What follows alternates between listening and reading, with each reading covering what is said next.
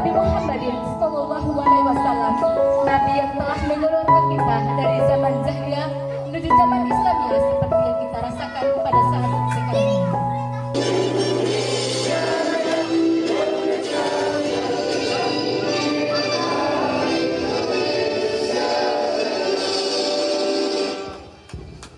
Dan ucapan terima kasih banyak kepada seluruh elemen pemerintah, masyarakat, donatur, dan teman-teman Karang Taruna sebagai desa Pili. Jadi mudah-mudahan masyarakat Pili, desa Pili atau khususnya masyarakat yang ada di Dusun Kamuti ini paling tidak memahami hukum atau dampak daripada pelanggaran-pelanggaran yang terjadi di lingkungan masyarakat ini, utamanya dalam hal pergaulan anak muda, pergaulan bebas, kemudian pernikahan di usia dini, kemudian sengketa tanah, dan masalah-masalah yang lainnya. Yang kami berharap melalui diskusi ini ada upaya kita semua dan partisipasi kita semua yang ada di desa khususnya untuk saling mengingatkan bahwa dampak dari perilaku-perilaku melanggar hukum ini bukan saja merugikan diri kita sendiri, tapi merugikan orang lain di sekitar kita. Dengan mengucapkan Bismillahirrahmanirrahim. Dialog publik pada sore hari ini, izinkan Lamata Kaso menyampaikan beberapa identitas dari kedua pemateri atau narasumber yang akan menyampaikan materi yang akan kita dengarkan secara bersama. Untuk pemateri pertama yaitu Bapak Taufan SHMH.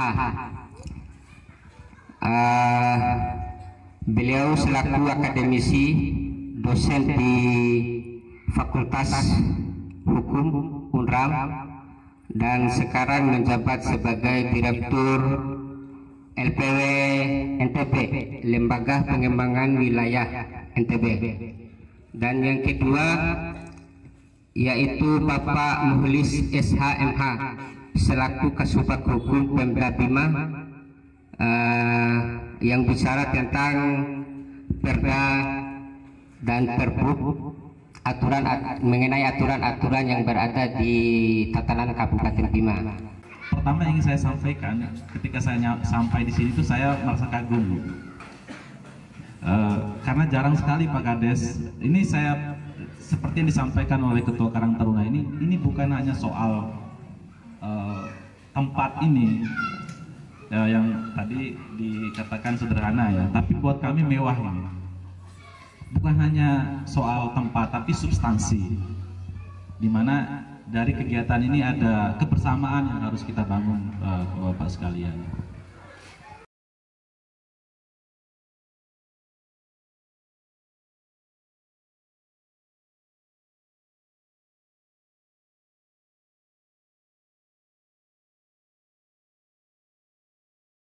Makanya ada kagum tadi ketika masuk. Ini kan dukungan dari desa luar biasa. Ini yang paling penting sebenarnya itu. Karena betul apa yang disampaikan oleh Ketua Umum Karang Taruna tadi. Berbicara soal hukum itu, ketika kita masuk ke penegak hukum atau polisi, ada kegagalan kita masyarakat tidak bisa menyelesaikan. Karena apa?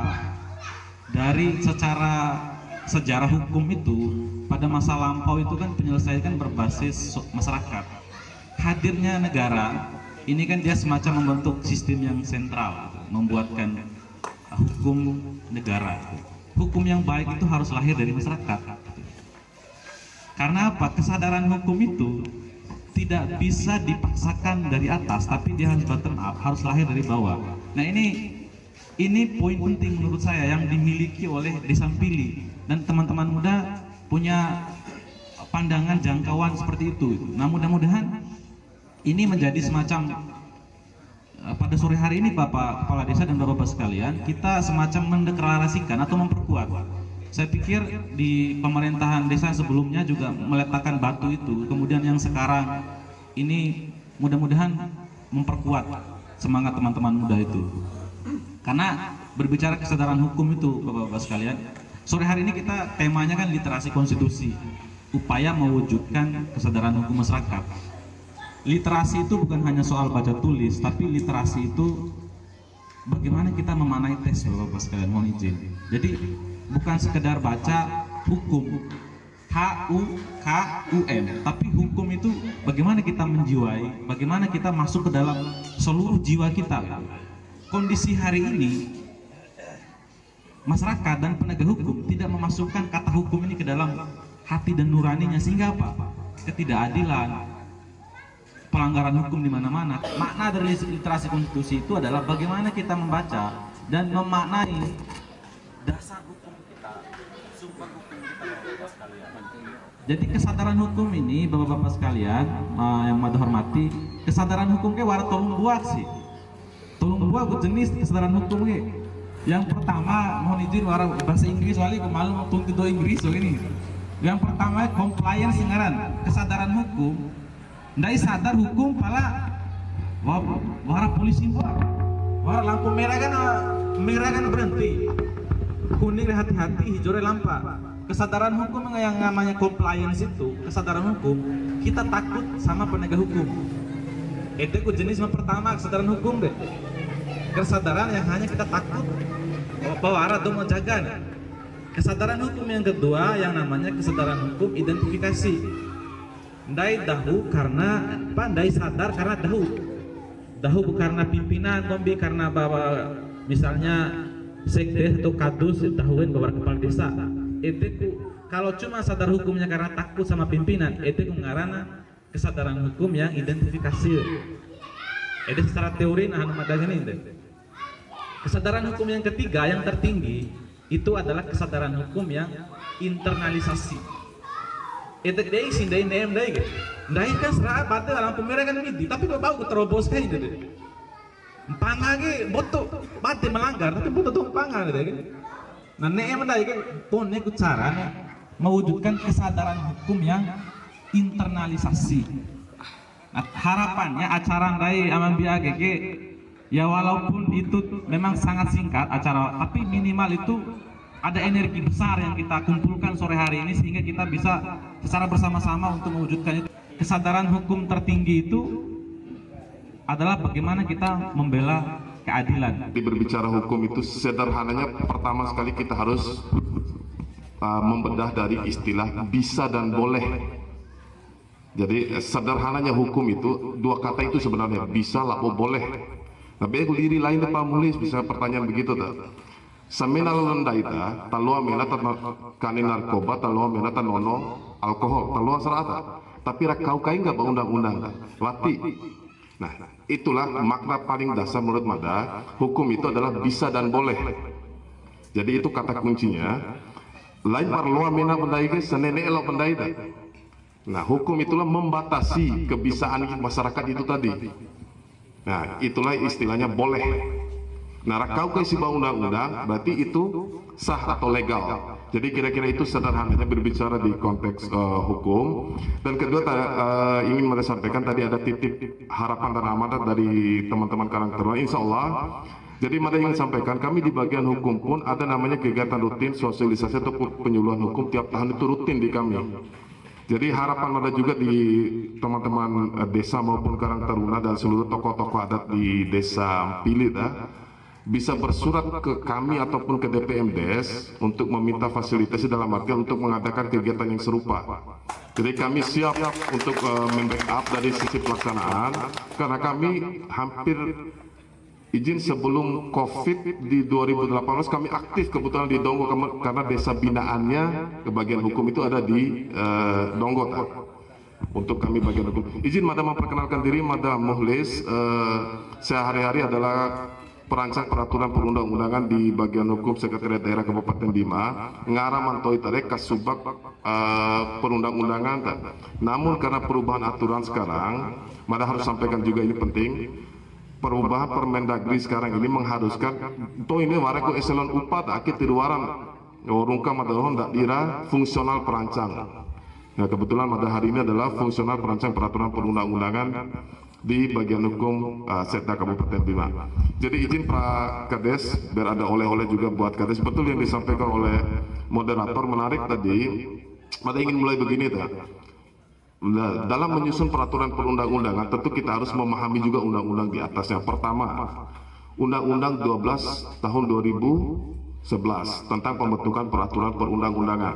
Ada kata mau jelaskan secara anta, boleh tampuk ugana sampai si sumpun dah. Bahkan huruf pun ada undang-undang 12 itu sudah diatur. Contoh, saya ingin sampaikan begini dah. Dalam skripsi adik-adik mahasiswa huruf A di kaneda Times New Roman dah. Nah, kalau di peraturan hukum atau produk hukum yang digunakan itu adalah Bookman All Style. Saking di rigidnya pengaturan dalam peraturan perundang-undangan. Nah, maknanya kenapa Mada menyinggung itu kemudian ada kejadian menarik dah. Setahun yang lalu kalau tidak salah di Kota Bima dah. Ada satu lurah yang membuat peraturan parevo liar capi dege. Ada yang China itu. Dawir peraturan lurah mengarang saat itu dah. Mena lalu capi melampat dompon jage wau sembeleng hancore lalu. Akhirnya oleh yang punya sapi kemudian diadukan ke kepolisian dan bermasalah. Nah, poin Mada adalah dalam menyusun peraturan perundang-undang itu dilihat dulu Pak, apakah itu perintah langsung dari undang-undang, artinya rakau kayak undang-undang BSMI atau punewau. Kedua, warangga kewenangan pejabat kemdawina. Nah, pertanyaannya kemudian nyambung dengan yang disampaikan oleh moderator tadi, kaitan dengan pernikahan dini dan sebagainya, ada rasa kayak menurut cara atau apa mulis bisa begitu pertanyaannya. Nah, kita mohon izin Mada. Undang-undang perkawinan lah agama baru sebeda naris to ita. Tapi yang lirik beda gayna. Usia dewasa menurut undang-undang 17 tahun kuda. Menurut agama wali balik. Nah, gahe Mada kemudian boleh solusi Pak mulai saat ini gayna kira-kira kalau Mada dihadapkan pada pertanyaan itu, balik ke ita doh kaso bolo rasa di doh kaso karena kewenangan membentuk peraturan desa itu ada pada ita doh desa Bagaimana kebijakan itu atau wisdom lokal itu menyikapi keadaan itu, karena gahisin cara ketilo tanggahin cara walida kembali yang dirumus pada pertama kan deh malum usia dewasa yang baru membuat patokan deh gahi undang-undangnya memang sepuluh pitung bagu gahi wali agama wali kan balik. Nah, jadi menurut Mada sebaiknya di satu tahun tak patuh merah romboku atau pemerintah satu tahun. Karena hakul yakin saja yang namanya peraturan yang dibuat oleh pemerintah itu insya Allah tiwara dikaukan ihata. Hanya saja implementasi pembotong cara kita harus akui itu Jadi itu poin pertama Mada. Terus kedua yang Mada ingin lanjut sedikit. Izin Mada pakai waktu maksimal 5 menit Kedua, kaitan dengan peraturan sendiri mohon dibedakan kepada Pak Kades dan seluruh perangkat desa barangkali.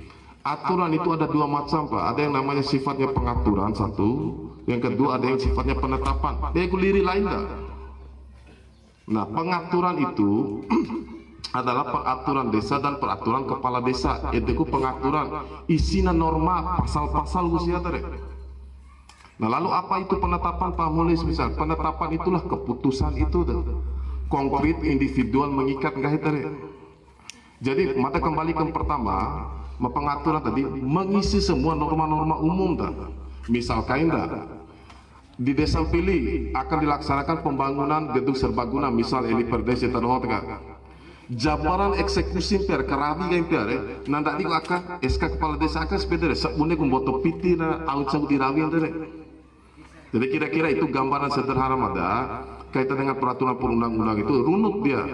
Ibarat Mada di pemerintah daerah ada namanya peraturan daerah, peraturan bupati, baru kemudian keputusan bupati. Insya Allah Pak Dondo waktu Mada juga punya slide presentasi sendiri kaitan memang untuk produk hukum, tapi warap kesempatan berikut pederi undang balik Pak Mada di bagian hukum. Insya Allah Mada pasti hadir. Khususnya di teman-teman desa kaitan dengan teknis penyusunan produk hukum karena hampir di 191 desa insya Allah Madaroh sudah pernah datangi dan akan mendatangi insya Allah Madadho siap untuk melaksanakan kegiatan seperti itu. Hal-hal yang bisa Mada sampaikan kaitan dengan keseharian Mada di bagian hukum dan juga beberapa intisari menurut Mada kaitan dengan penyusunan produk hukum. Pada prinsipnya Madadho Kabupaten Bima lebih-lebih Madadho di bagian hukum siap kita undang lagi ataupun Madadho yang mengundang kaitan dengan penyusunan lebih-lebih di desa kaitan dengan penyusunan produk hukum. Mada sangat antusias untuk menghadiri kegiatan yang seperti ini.